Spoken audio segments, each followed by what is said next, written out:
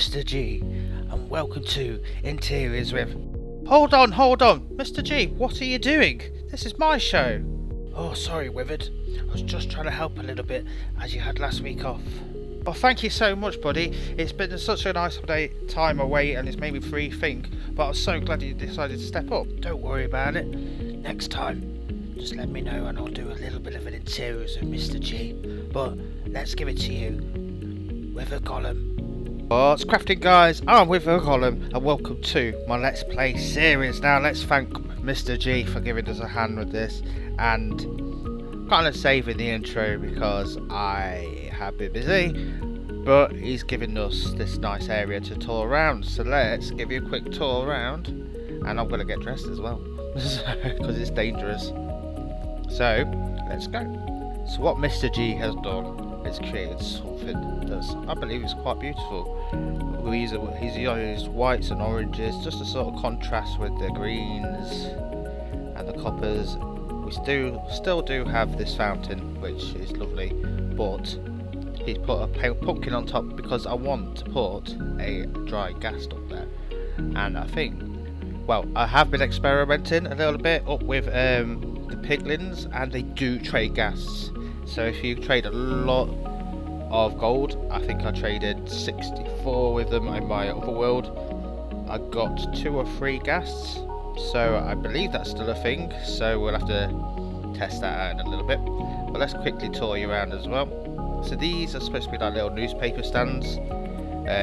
Basically, it's just a lectern with a couple of trapdoors. Glass goes on top with the books, so you can see what's there, and then you basically it just dispenses it. That's the idea, the theory around the actual thing. Then we got this sort of notice board here, which I want to put maps on once the area is built up, which should look pretty cool. Hopefully more and more of this area is going to pop up very soon. Just a little seated waiting area, which is quite nice. Then we've got this nice little entrance down to the subway, which is pretty cool. The subway's still not done. Then we've got a little newspaper stand, we've got like a scroll to represent the newspaper, and I quite like that. It's just a cute little add-on. I don't want to overly do this area because it's going to have a lot of people passing through, but it works quite well. We've got the walkway upstairs which goes through this hole and then over here on to make a sort of bridge, and I quite like that as well. We've got some just little lampposts and everything, and then these little seating waiting bays, which are quite nice, and I've accidentally placed one, which is always the way with me, and you should know me by now. I always place something in the wrong place. But yeah, we've got these little waiting bays as well, so this area is pretty much done. Now we're going to be building probably over either this way or that way, and what I want to do, because this is going to be a very busy sort of transportation area, I want to build a testing facility. Now it's going to be quite brutalist, it's going to be quite grey, so there's going to be a lot of different grey blocks. It's boxy, so don't worry. I know it's going to be completely different to what this area is like, because this is quite ornate, but I'm going to put the testing facility a little bit further out so that we can test engines and vehicles, and it's just going to be one big testing facility, and it's going to be based around the Rolls-Royce testing facility in the UK. So let's get down to business and build this thing. Let's go.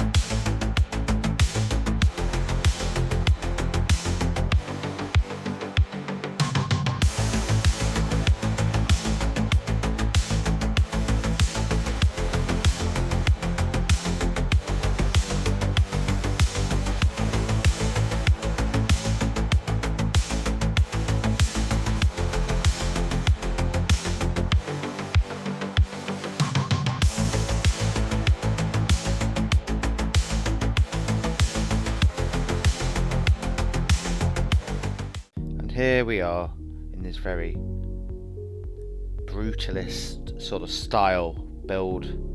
It is a box, but I wanted to sort of add some a little bit of depth into it. There's going to be several more sort of box style builders, and I know it's probably not going to fit in with the style of this, but that's the point. This is a testing facility, so it will be testing all the engines, different makes of a vehicle.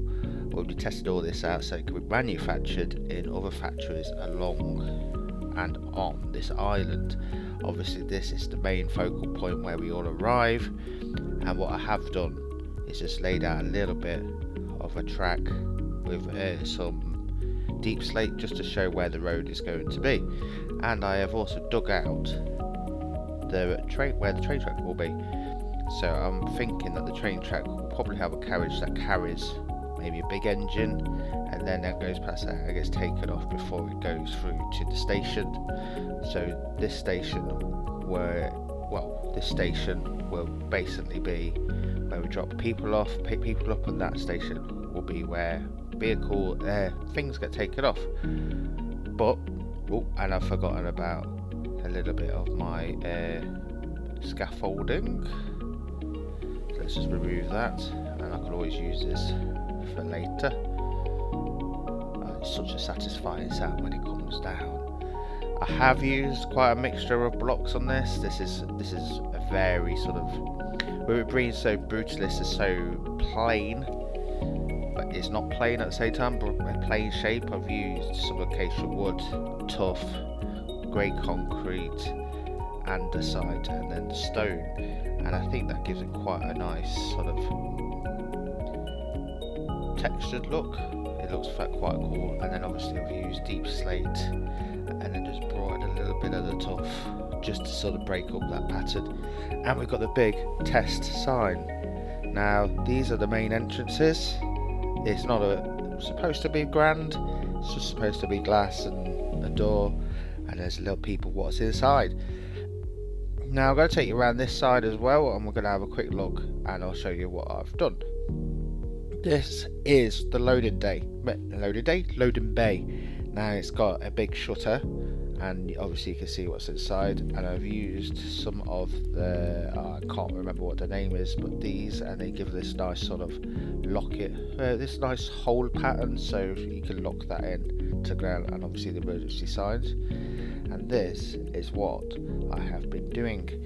Now this is where we test the big engines for the big airships. So obviously somewhere over there maybe we'll design big airships, and over here is where we test out the engines. We've got basically a nice walk through, and then above is a sort of crane thing that sort of grabs the engine, lifts it up and places it onto this rail sort of track. Now the machine that sort of does this is this thing. This leads up, the chains lead up to that, and then it can move it back and forth to where it needs to be. This is a train rail engine track thing, so basically it will test the strength of the engine, and any power or any smoke or anything will go straight out over there and basically into the air rather than going into the building. It's probably not environmentally friendly, but steampunk, and we're going to bring some more like sort of steampunky bits into this area. And I think I'm quite proud of these lights. They're so simple. They're basically the copper bulbs.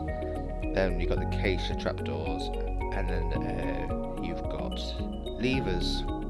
So the levers keep it on, and the trapdoors makes it like that. And then we've got some glow frames just there to sort of indicate basically where that is. And as you can see, the shutters go up and over, so I wanted to make it look like it could come down and then could go up, so that's pretty cool. And then we've got another exit just over here, which will lead out to where we need to go to the other buildings. Now these buildings will test different things like smaller engines, maybe balloons, had power balloons, but basically more. I think this is going to be more of an engine testing facility, and we'll we'll see how that gets on. But there's going to be probably a train track, sort of Indiana Jones style, going off with a little engine car thing that flies, well not flies, but flies down the track, and then we'll either have a buffer at the end or it'll go straight into the sea. So I think that'll look quite interesting. Now, what I said earlier about the dried ghast, I want to go over to the Nether where I have some emergency, well not emergency, I have my piglins all set up, and we'll see if we can get another dried ghast for the fountain. So let's see you there in a moment. Thanks with me, with a golem. So here are my test subjects. So let's just go plug some gold into here, and we'll see what these guys give out. Now, I have done a few tests, and from I think it was on the realm from a stack of 64, I managed to get 3 dried ghasts. So I don't know if it's to do with the mod pack or it's to do with basically piglins, but fingers crossed I will get another ghast which you can put on the top of the fountain, which hopefully will look quite nice. So all of this is obviously going into here. We'll keep an eye on what's going on in here. Now we've got some soul speed, some soul speed,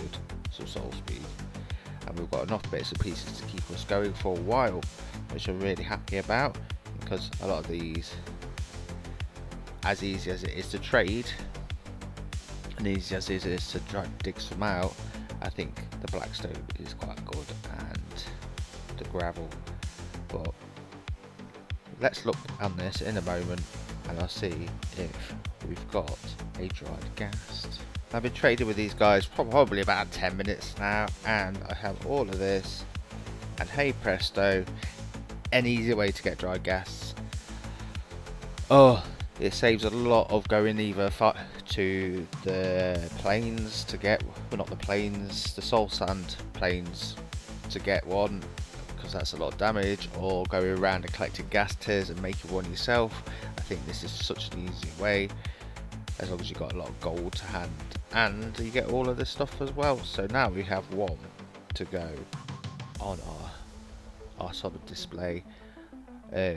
I'll carry on trading with these over time, and we might even get a friend for, I think it's because I had some suggestions for names, and I think we might go for the one that my good friend gave me, and it's Gearson. So thank you for that idea, and thank you for the name. I think that's going to be really cool to put Gearson to job. But if you guys got any more ideas for anything else, just let me know, and I will name whatever you want, because these two fellas need some names as well. These are, you'll probably barely see these guys, but they will come in helpful. So let's go back and place this dried ghast on the fountain. See you back at base. So after dealing with those pesky piglins, which do need names, let me know in the comments below. I actually picked up 2 dried ghasts, which is so cool, because now Gearson is going to have a nice little friend. So if anyone has an idea for that, just let me know. But here is the dried ghast in pride place. I think I might put him down, which I should not have done. But let's just step back. I think he's going to need to be a little bit higher. But it's all good, because we can hide it probably with scaffolding. Put you there, pride of place, in the middle of what I'm probably going to call gas station, named after Gearson the ghast. But there he is, pride of place up the top, just looking over everything, and I've got a spare one for Gearson, so he's going to have a friend, and he seems to be liking it down there at the moment, so we'll see what happens. Now we've got a very strange and different direction to the steampunk that you're used to seeing from me. This place is obviously just going to be the testing facility, and it needs to just be basic and brutal and do what it needs to do. and I think I've accomplished that, and I think once all the builders are around it and it's going to fit perfectly into the area and going to look pretty cool. Now guys, I'm so thankful you stuck by me through this one. This has been a strange one again, but now we have another ghast that needs to be named, a couple of piglins that need to be named. I do need to name tag Gearson, but thank you for that one. But everything's getting there slowly.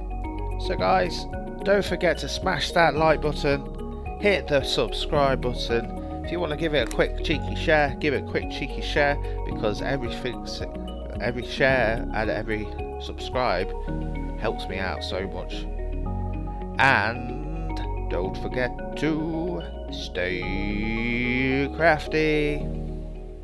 I hope you've enjoyed this slightly shorter episode, and don't forget to check out my past episodes. Follow the links just at the side of me right now.